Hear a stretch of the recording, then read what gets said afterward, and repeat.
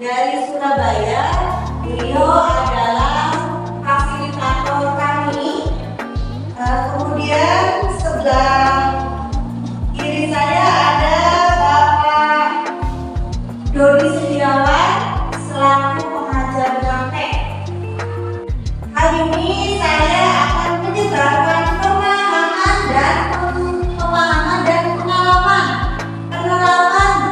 budaya positif yang sudah saya terapkan di sekolah ini. Mungkin Bapak Ibu sudah melaksanakannya, dan di sini saya tidak berniat untuk menggurui, ya. Kita di sini akan belajar bersama, berdiskusi bersama. Nah, kita punya motto. Selamat datang guru hebat. Maaf nih kalau spasik, ini saya spasikin. Selamat datang. Ini sendirinya. Selamat datang guru hebat. Seorang guru itu adalah orang yang berani mengajar dan tidak berhenti belajar. Jadi kita sebagai guru harus tetap belajar agar kita mampu mengikuti perkembangan zaman, di mana menurut Hajar Dewantara bahwa mengajar harus sesuai dengan zamannya. Kita mendidik anak, mendidik peserta didik harus sesuai dengan zamannya, tidak bisa kita sama ratakan dengan ada zaman dahulu. Baik, konsep tentang modul budaya positif. Di sini kita bisa melihat ada perubahan paradigma belajar. Berikutnya disiplin positif, kebutuhan dasar manusia, motivasi perilaku manusia, posisi kontrol, keyakinan kelas, segitiga restitusi. Ya, perubahan paradigma belajar, ya. Tadi seperti saya jelaskan tadi, bahwa kita harus merubah paradigma belajar kita, ya, dari pembelajaran yang tadinya bersikap seperti pembelajaran zaman dahulu. Kita harus mengikuti perkembangan zaman sekarang. Jadi kita tidak bisa menyamakan, jadi seperti yang saya jelaskan, bahwa kita tidak bisa menyamakan antara pendidikan zaman dahulu dengan pendidikan zaman sekarang. Makanya disitulah perlunya kita belajar. Nah, nanti kita akan jelaskan satu-satu apa itu paradigma belajar. Nah, pembelajaran dengan paradigma baru. Pembelajaran dengan paradigma baru dirancang berdasarkan prinsip pembelajaran yang diferensiasi sehingga setiap siswa belajar sesuai dengan kebutuhan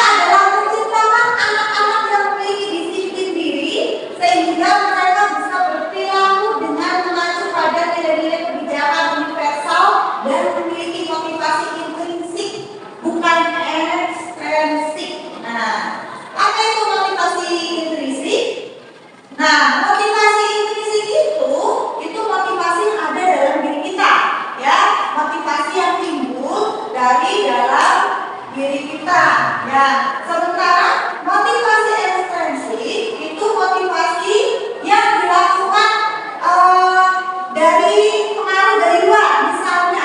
Misalnya ada anak yang mengerjakan PR hanya karena takut dihukum sehingga mengerjakan PR, ya. Nah, tetapi kalau motivasi intrinsik itu anak mengerjakan PR lalu sadar, oh ini tugas saya. Tugas saya sebagai seorang pelajar, saya harus bertanggung jawab untuk belajar.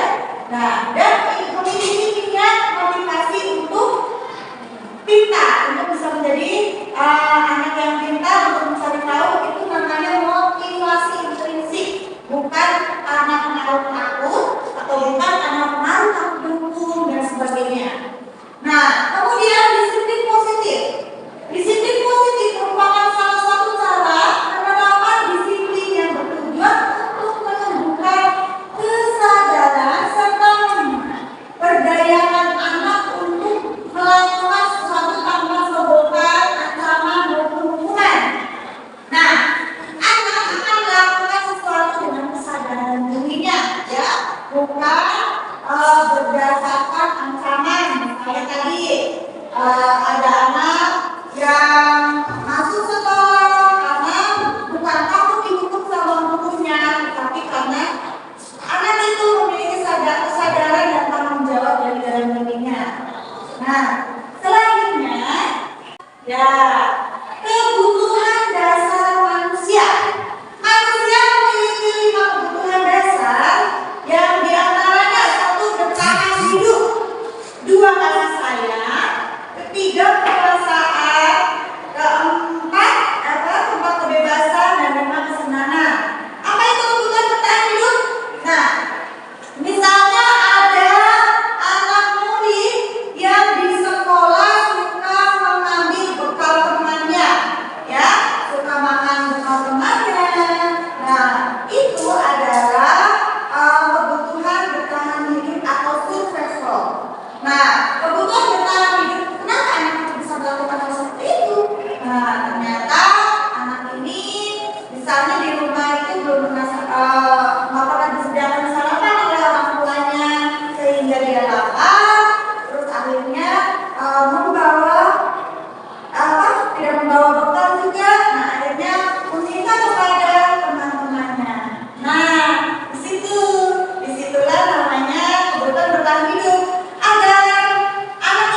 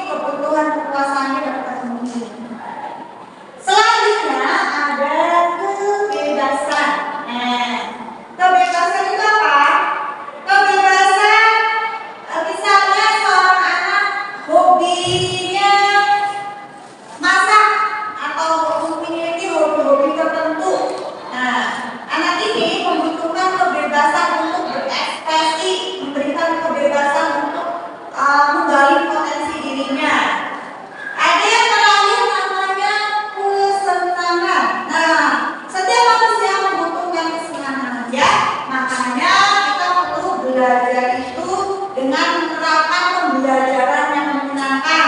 Misalnya ada anak-anak yang bosan belajar di dalam kelas, maka guru harus memfasilitasi untuk kita belajar di luar kelas atau di tempat-tempat tertentu, ya. Misalnya di tempat wisata atau wisata alam gitu. Jadi anak-anak akan dapat belajar dengan menyenangkan. Selanjutnya ada motivasi perilaku manusia. Motivasi merupakan, kita bisa lihat arti dari motivasi. Motivasi merupakan dorongan yang timbul pada diri seseorang secara sadar atau tidak sadar untuk melakukan suatu tindakan dengan tujuan tertentu. Ya, ada menghindari ketidaknyamanan dan hukuman. Murid melakukan disiplin diri karena ia takut dihukum. Ini merupakan motivasi ekstrinsik tadi yang saya sudah jelaskan, bahwa motivasi ekstrinsik itu bukan timbul dari dalam dirinya sendiri, tetapi dia melakukan suatu kedisiplinan atau melakukan suatu perbuatan karena takut dapat hukuman. Dan yang selanjutnya adalah mendapatkan imbalan atau penghargaan dari orang lain. Murid melakukan disiplin karena ia ingin mendapatkan imbalan. Ini merupakan motivasi ekstrinsik. Ini kadang ada siswa yang mau bergerak karena mendapatkan imbalan, mendapatkan nilai bagus. Ayo anak-anak, kalian kerjakan. Nanti kalian yang sudah mengerjakan tugas pertama mengumpulkan, nanti guru kasih nilai bonus. Itu merupakan motivasi ekstrinsik, di mana anak tersebut melakukan sesuatu karena ingin mendapatkan imbalan lebih dari dibanding teman-temannya.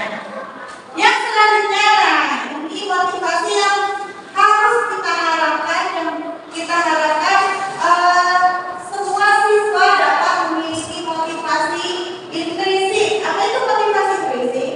Menghargai nilai-nilai kebijakan diri sendiri, murid melakukan disiplin diri karena sadar akan nilai kebijakan dirinya. Ini merupakan motivasi intrinsik. Jadi sadar untuk melakukan suatu tindakan tertentu, sadar untuk melakukan disiplin, itu timbul dari dalam dirinya sendiri. Selanjutnya, konsep disiplin dengan identitas gagal. Disiplin yang kita katakan gagal itu apa? Ada dua, yaitu hukuman dan penghargaan. Hukuman itu cenderung menyakitkan. Misalnya ada anak terlambat keliling lapangan 10 kali lipat, itu menjadi suatu hukuman yang menyakitkan. Pasti hal tersebut tidak akan nyaman, ya. Murid akan takut dan peraturan hukuman itu cenderung memaksa, ya. Cenderung pokoknya kamu harus, kalau enggak kamu bakalan tidak naik kelas. Itu cenderung memaksa. Murid menyembunyikan masalah karena takut dihukum. Anak murid itu cenderung tidak terbuka, ya, cenderung takut untuk berkata, cenderung takut untuk curhat atau mencurahkan perasaannya kepada guru. Murid menjadi rendah diri, ya, karena dihukum di depan teman-temannya. Misalnya ada di kelas Bapak Ibu ada siswa yang melakukan suatu kesalahan, tidak mengerjakan tugas dan lain sebagainya, disuruh ke depan, kemudian suruh angkat kaki atau suruh melakukan suatu hal. Itu membuat anak malah menjadi rendah diri, disorotin sama teman-temannya, ya, menjadi nggak ada perasaan malu sehingga rendah diri. Kemudian ada namanya penghargaan. Penghargaan juga tidak efektif, ya. Kenapa penghargaan tidak efektif? Ya tadi, jadi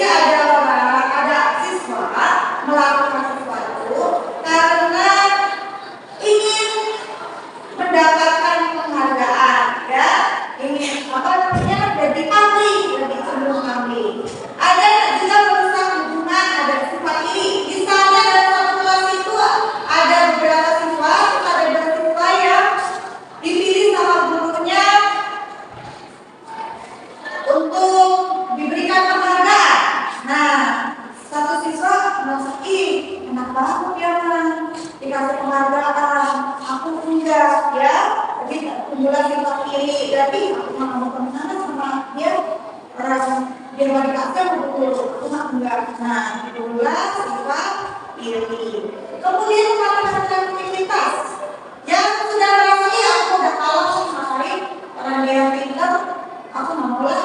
Nah, sehingga anak tersebut tidak mau melakukan suatu hal baru, tapi kita sudah down duluan. Ada namanya judulnya menghukum dengan sistem ranking. Nah, kita sudah beberapa tahun itu tidak menggunakan sistem ranking. Kenapa? Karena ranking juga dapat merusak mental kita. Ya, ide diri, terus yang tidak ingin ada perasaan malu, perasaan minder dan lain sebagainya. Itu memburuk. Selanjutnya merampas hak anak untuk menghargai dirinya. Aku kan bodoh, ngapain? Aku nggak mau kan ikut lomba. Nah, itu namanya merampas hak untuk menghargai dirinya sehingga anak tidak menghargai dirinya sendiri. Padahal anak tersebut bisa jadi memiliki bakat tertentu. Selanjutnya, konsep diri dengan identitas sukses. Nah, ada dua yaitu konsekuensi dan restitusi. Nah, konsekuensi itu penilaian jangka pendek. Terus ada perlu monitoring berkelanjutan.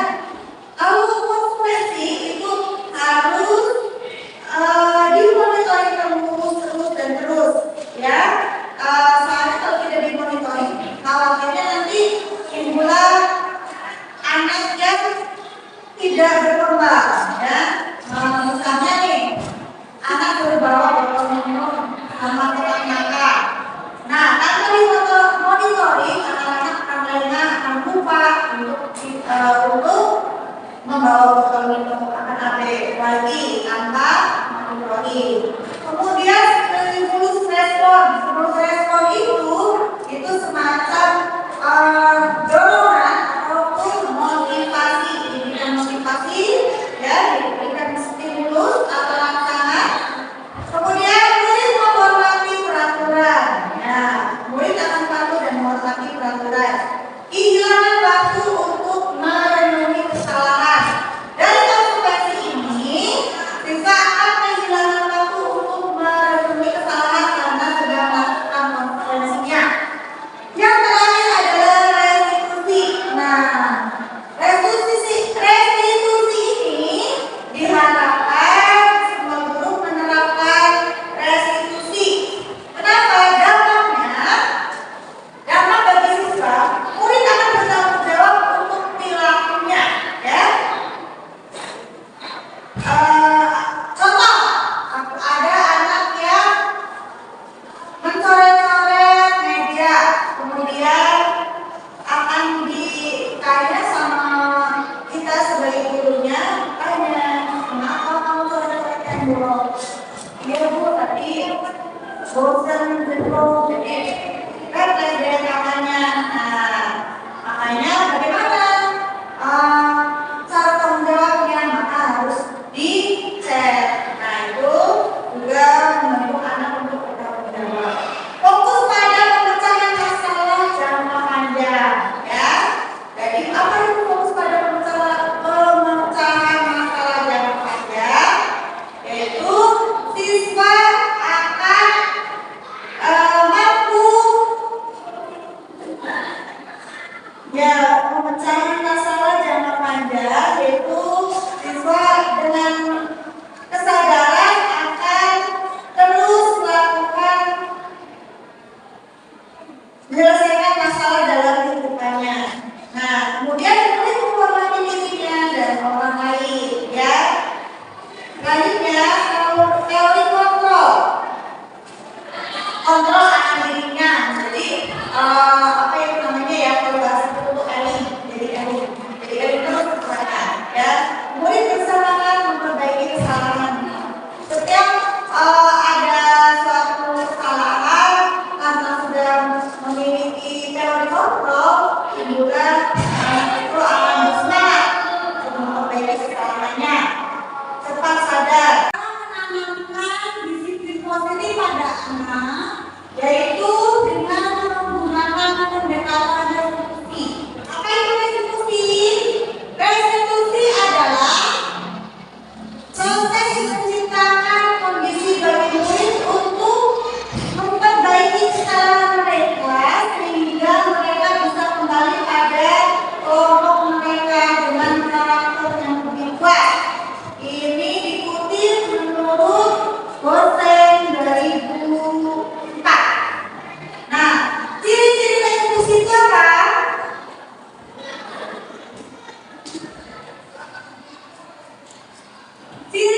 restitusi yaitu bukan menebus kesalahan, namun belajar dari kesalahan, memperbaiki hubungan, dapat tawaran bukan paksaan, menuntut untuk melihat ke dalam diri, mencari kebutuhan dasar yang mendasari tindakan, fokus pada karakter bukan tindakan, menguatkan dan fokus pada solusi. Ya, jadi di sini tidak ada unsur menghakimi, tidak ada unsur menghakimi siswa, tapi merangkul siswa dikala siswa melakukan kesalahan.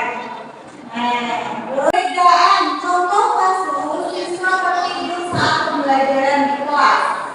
Kalau ciri-ciri hukuman itu contohnya siswa berdiri di depan kelas sambil menangkap satu kaki. Nah, misalnya seperti ini ya. Nah, karena kamu tidur, kamu tadi tertidur. Sekarang kamu maju ke kelas, maju di depan kelas, kamu angkat satu kaki sambil kamu pegang ininya. Nah, itu contoh daripada hukuman. Nah, guru akan marah dan siswa menjadi takut. Ada konsekuensi.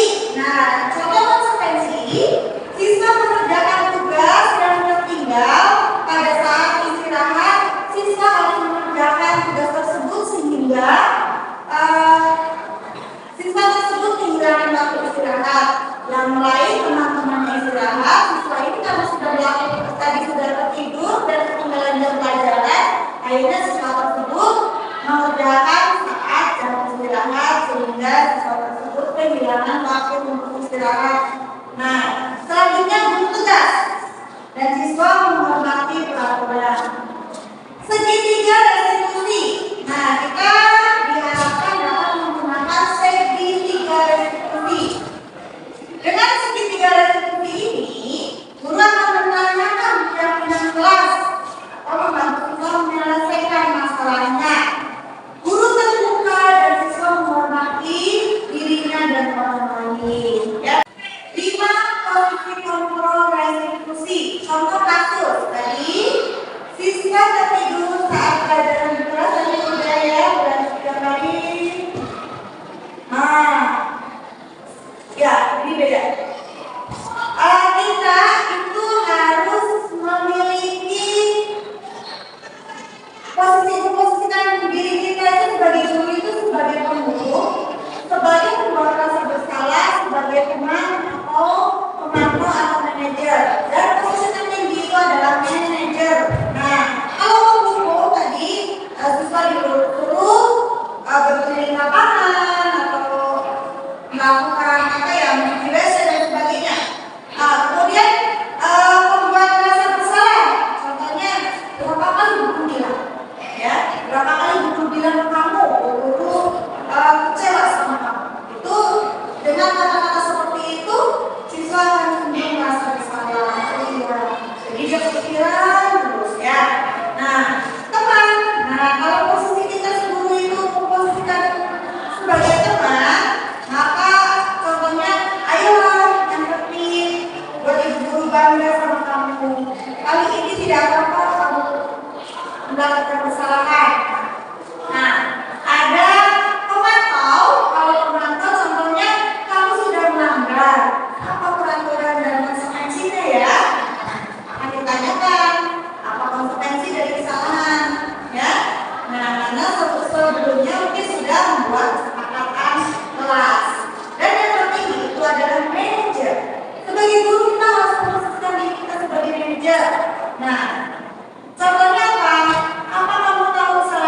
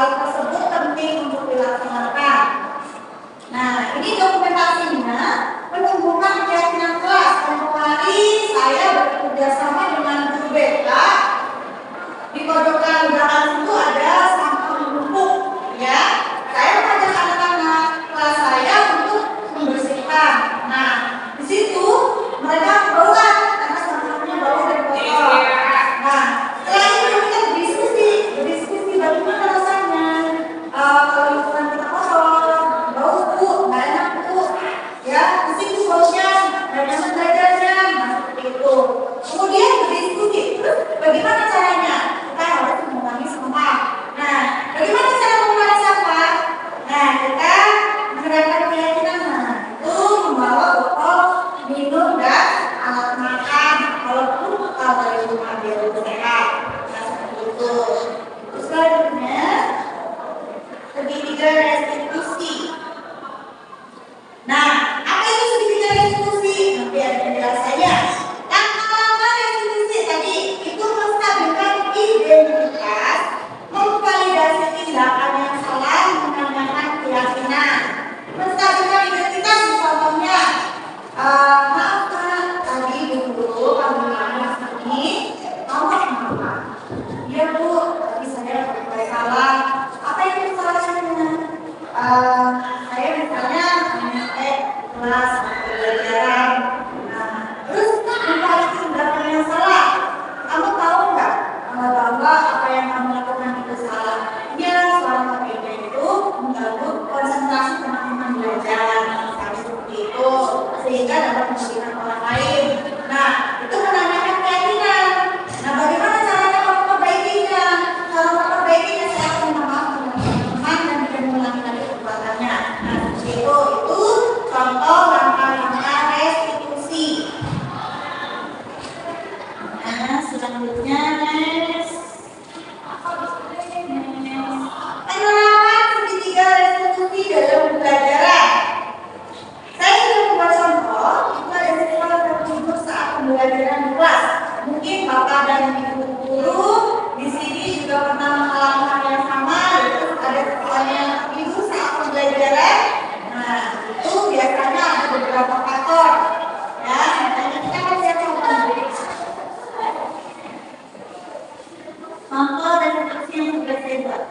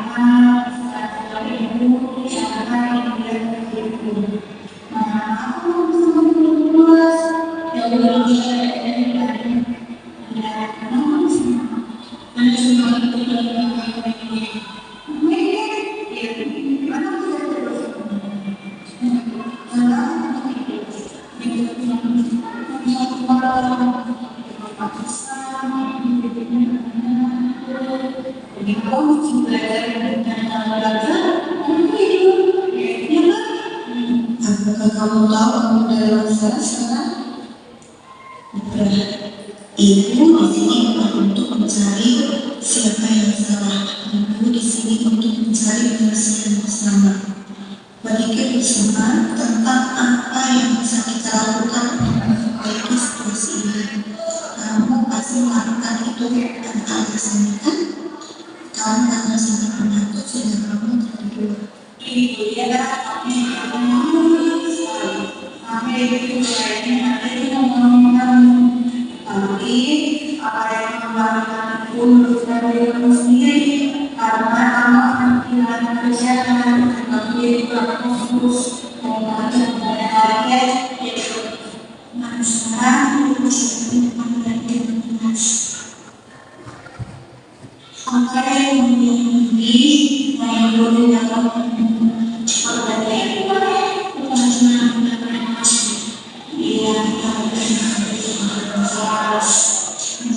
apakah yang disebut di dalam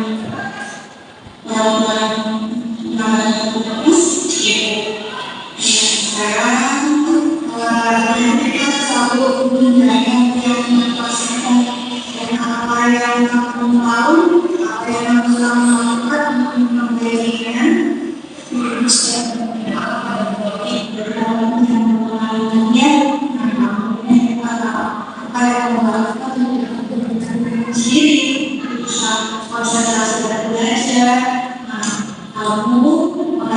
besok lingkungan yang mampu sehingga saat kamu berbangun badan kamu bergerak seperti dengan terjadi nyata terusan sehingga kamu tidak satu ya sekarang dari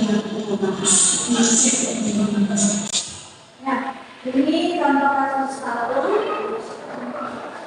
Berikutnya ada dua.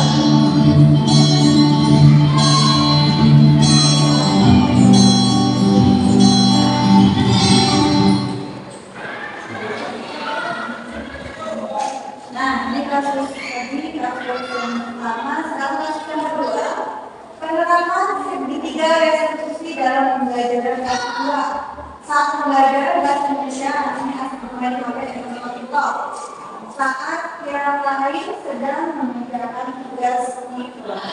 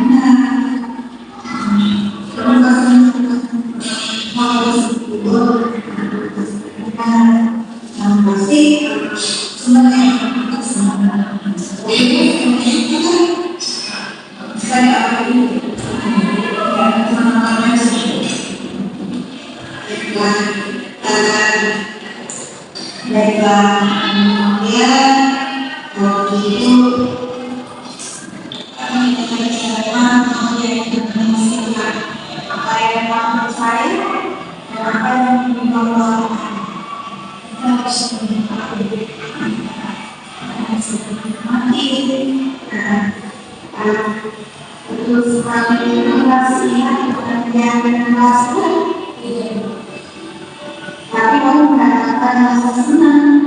Menurut ibu, ada cara untuk mendapatkan rasa senang tanpa memikirkan bagaimana menurut kamu? Nah sekarang kita selalu menggunakan pastikan dan apa yang kamu tahu, apa yang harus kamu lakukan untuk memperbaiki ibu saya apa yang baik terbaik masalah seperti ini. Ya, pengalaman ibu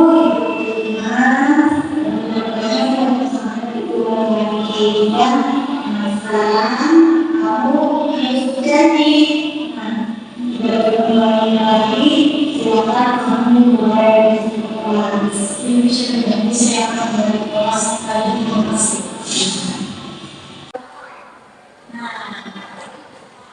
Dalam menerapkan program disiplin positif, hendaknya guru memiliki standar kepribadian profesional dan sosial yang baik, di mana guru mampu beradaptasi pada posisi kontrol saat ini, bagaimana pembelajaran dirinya sebagai seorang among atau posisi manajer yang menuntut murid-murid menjadi